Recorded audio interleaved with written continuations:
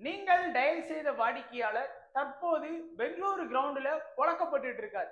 இந்நேரத்துக்கு உலகத்திலே ரொம்ப சந்தோஷமா இருக்கிறது யாரு அப்படின்னு பாத்தீங்க அப்படின்னா ஆர்சிபி ஃபேன்ஸ் தான். ஸோ ஆர்சிபி ஃபேன்ஸ் வந்து இப்ப கையில பிடிக்க முடியாது. அவனுங்க வேற வந்து போன வருஷம் கப் அடிச்சதுக்கே அந்த பில்டப் கொடுத்தானுங்க. இப்ப அதை விட வந்து பார்க்கும்போது சென்னை வின் பண்ணியாச்சு. இப்ப அவனுக்கு வந்து ஏதோ இந்த வருஷம் ஐபிஎல் கப்பை தூக்குன மாதிரி தான் அவனுக்கு வந்து பாத்தீங்கன்னா செலிப்ரேட் பண்ணிட்டு இருக்காங்க எல்லாரும்.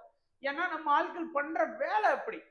ஏதோ சரி தோக்கம்னு முடிவாகி போச்சு. ஒரு 10 ரன்ல ஒரு 20 ரன்ல இந்த மாதிரிலாம் தோக்க மாட்டோம் நாங்க.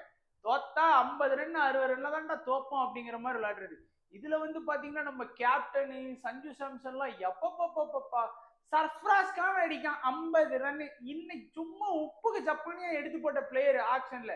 இதுல 18 கோடி ரூபா கொடுத்து யாரு நம்ம சஞ்சு சாம்சனை வாங்கிட்டு வந்தோமா நம்ம ஜடேஜாவை கொடுத்துட்டு.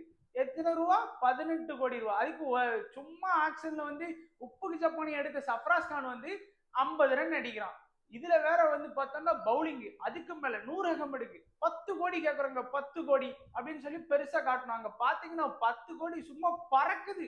டிம் டேவிட் எப்பா சித்தப்பு என்ன அடி அடிக்காரு. இதுக்கு மேல தாங்க முடியாதுங்க. வேதனையா இருக்கு. நான் கூட இன்னைக்கு கண்டிப்பா ஏதாச்சும் ஒரு சென்னை பண்ணோம்.